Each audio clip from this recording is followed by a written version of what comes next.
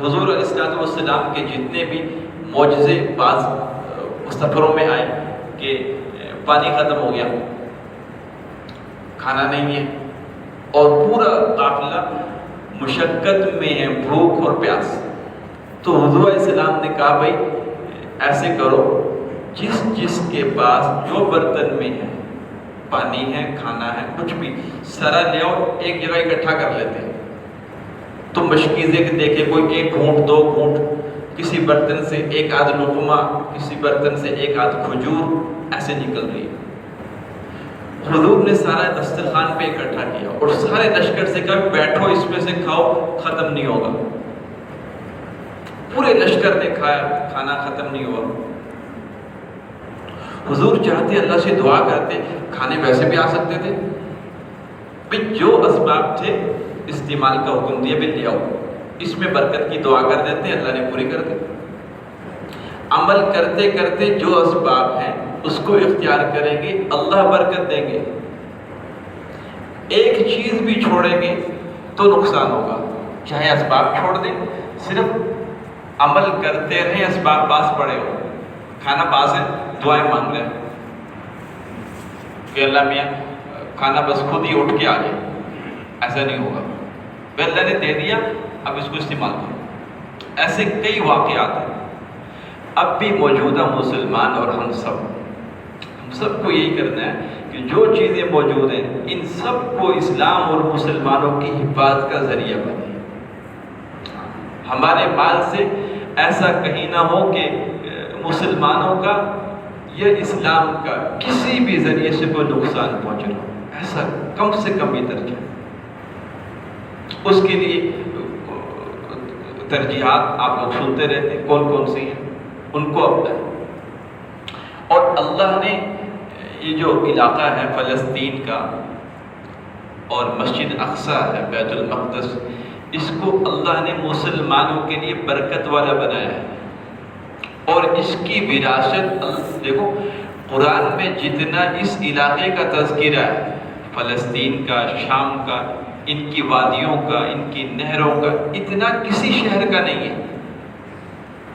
اس کو انبیاء کی بہت سارے نبیوں کا یہ وطن رہا ہے، زکریا علیہ السلام، صالح علیہ السلام، یحییٰ علیہ السلام، موسیٰ علیہ السلام، عیسیٰ علیہ السلام، لوط علیہ السلام، ابراہیم علیہ السلام، سلیمان علیہ السلام، داؤد علیہ السلام، اور بھی بہت زیادہ، اور جن کے نام اللہ نے بیان نہیں کیے وہ بھی بہت زیادہ یہاں پہ رہے۔ ایسی بستیاں یہاں پہ رہی ہیں جو نبیوں کے نام سے تھی، اور اللہ نے حضور علیہ السلام کو جب معراج کرائی تو ایک منٹوں میں اللہ نے کروا دی، سیکنڈوں میں، دنیا کے وقت کو روک دیا۔ تو اللہ حضور کو مکہ سے فلسطین لے گئے، بیت المقدس، وہاں سے آسمانوں کی طرف اٹھایا، اور قرآن میں اس کو اللہ نے بیان کروایا کہ ہم نے اس کے آس پاس علاقے کو برکت والا بنا دیا حضور کی معراج کی وجہ سے، اور یہ ہم نے پوری انسانیت کے لیے ایک نشانی کے طور پہ باقی رکھا ہے۔ ایک اور موقع پر لوط علیہ السلام، یہ حضرت ابراہیم کے بھتیجے ہیں۔ حضرت ابراہیم نے جب نمرود نے ان کو سزائیں دی تو وہاں سے نکلے اپنے علاقے سے، عراق سے، تو لوط علیہ السلام چھوٹے تھے، ان کو ساتھ لیا، تو یہ آ کے یہاں پہ بسے۔ تو قرآن نے اس کو یہ بیان کیا وَنَجَّيْنَاهُ وَلُوطًا إِلَى الْأَرْضِ الَّتِي بَارَكْنَا فِيهَا لِلْعَالَمِينَ، کہ ہم نے سارے دنیا کے جہانوں کے لیے اس میں برکت رکھی۔ بارکنا حولہ، ایک اور جگہ آتا ہے یا قوم ادخلوا الارض المقدسۃ التي كتب اللہ لکم، کہ قوم تم اس پاک اور برکت والی زمین جو شرک سے پاک ہے، مقدس کا معنی شرک سے، اللہ کی ناراضگی والے اعمال سے پاک زمین، تو شروع سے اللہ نے اس کو انبیاء کا وطن بنایا ہے۔ اور بھی بہت سی قرآن میں آیات ہیں، بہت زیادہ، اگر ہر ایک کی تفسیر میں جائیں تو بہت وقت لگے گا۔ تو مقصد یہ ہے اللہ نے اس کو بڑے بابرکت جگہ بنایا ہے، اور انبیاء کا یہ خطہ شروع سے رہا ہے۔ حضرت عیسیٰ علیہ السلام کے بعد 500 سال کے بعد حضور تشریف لائے، 6ٹھی صدی۔ اس وقت بھی یہاں پہ یہود اور عیسائی آباد تھے۔ پختہ نسل ایک بادشاہ گزرا حضور کے زمانے سے پہلے، تو اس نے بھی یہاں پہ تخت و تاراج کیا اور حکومتیں قائم کی اور ظلم کیا جو ہوا۔ اس کے بعد حضرت عمر کے زمانے میں یہاں عیسائیوں کی حکومت تھی۔ حضرت عمر نے اس بیت المقدس کو اپنے زمانے میں فتح کروایا۔ حضرت ابو عبیدہ بن جراح یہ لشکر کے امیر تھے، انہوں نے جنگ جب کی تو بیت المقدس یہاں جنگ روک دی، کہا ہم نہیں چاہتے کہ یہاں خون بہے۔ کیوں؟ یہ کہ اللہ کے نبی کو یہاں سے معراج ہوئی، تمام نبیوں کا یہ وطن رہا ہے، تو ہم یہاں پہ خون ریزی نہیں کریں گے۔ یہ رک گئی، بیدا مقام تھا، لشکر وہاں روک دیا، اور عیسائیوں کے رہنماؤں سے کہا بھائی دیکھ لو آس پاس کے علاقے ہمارے ہیں، تو اب بتاؤ کیا کریں۔ تو انہوں نے کہا ٹھیک ہے آپ کو ہم دے دیتے ہیں، صلح کے ساتھ دے دیں گے، لیکن شرط یہ ہے کہ اس صلح کے پیپر پہ سائن آپ کے امیر المومنین حضرت عمر کے ہوں گے۔ حضرت امیر المومنین کو پیغام بھیجا تیز رفتار گھوڑے کے ساتھ کہ یہ کہہ رہے ہیں عیسائی کہ آپ تشریف لائیں، آپ سائن کریں معاہدے پر، پھر ہم آپ کے حوالے کر دیں گے بیت المقدس۔ حضرت عمر نے فوراً قبول کر لیا کہ میں تیار ہوں۔ حضرت علی کو اپنا نائب مقرر کیا، خود سفر پہ پہنچے۔ تو بیدا مقام پہ وہاں پہ مسلمانوں نے استقبال کیا، ایک مفصل واقعہ ہے رستے کے اور وہاں کے بھی۔ تو عیسائی رہنما یہیں آ گئے، یہاں تحریر میں یہ ساری چیزیں درج ہوئی جو ان کی باتیں ماننے کی تھی، حضرت عمر نے مان لی۔ بھئی عیسائی رہیں گے، ان کی چیزوں کو نہیں ختم کریں گے، ان کی مورتیاں کوئی بنی ہیں عیسائی السلام کی، اس کو نہیں ختم کریں، سب ٹھیک۔ عیسائیوں نے یہ کہا کہ ہم یہودیوں سے بڑا تنگ ہیں کہ اس میں کچھ ہے، لیکن وہ ہمیں بھی چین سے نہیں رہنے دیتے، ہماری شرط یہ بھی ہے کہ ان کو یہاں سے نکال کر الگ ان کا ڈیرا لگوائیں۔ اور یہ بھی اس خط میں تحریر ہوا کہ ان کی بستی الگ بنائی جائے گی۔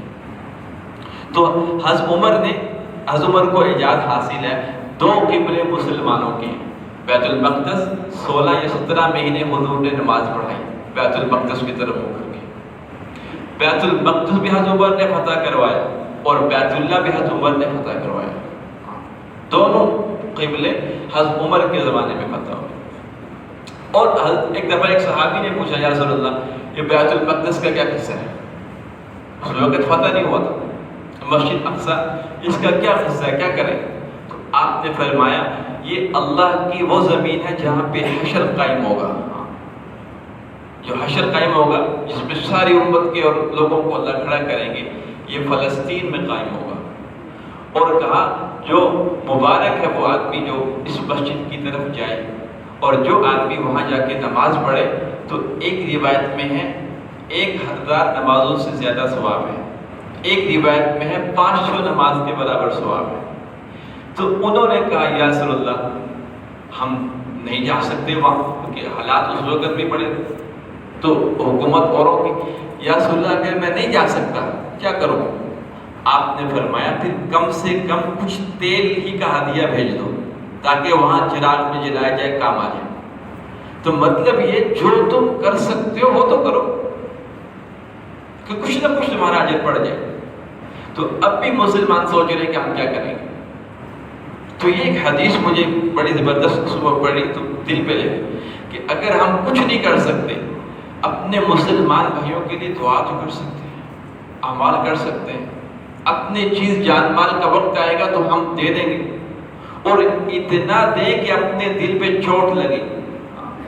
1 کروڑ کمانے والا 500 بھیج رہا ہے، اربوں کے مالک تھوڑا سا سامان بیچ کے خوش ہو جاتے ہیں، اتنا بھیجے کہ دل پہ بوجھ لگے، چوٹ لگے، ان کے صدمے میں ہم شریک ہوں، یہ ہے۔ اور وقت آئے گا جان دینے کا تو مسلمان صف اول میں، تو وقت آئے گا جب جہاد کا حکم جو الاقرب فالاقرب ہوتا ہے کہ جہاں جہاد فرض ہو گیا اس کے ساتھ والے بارڈر والوں پہ، ساتھ والے پھر آگے ساتھ والے، تو یہ حکم ہوتا ہے پوری تیاری اسباب کے ساتھ، ایسے ہی نہیں ہے۔ تو عرض کرنے کا مقصد یہ ہے، پھر ایک اور موقع پر حضور نے فرمایا کہ 3 مسجدیں ایسی ہیں جس کے لیے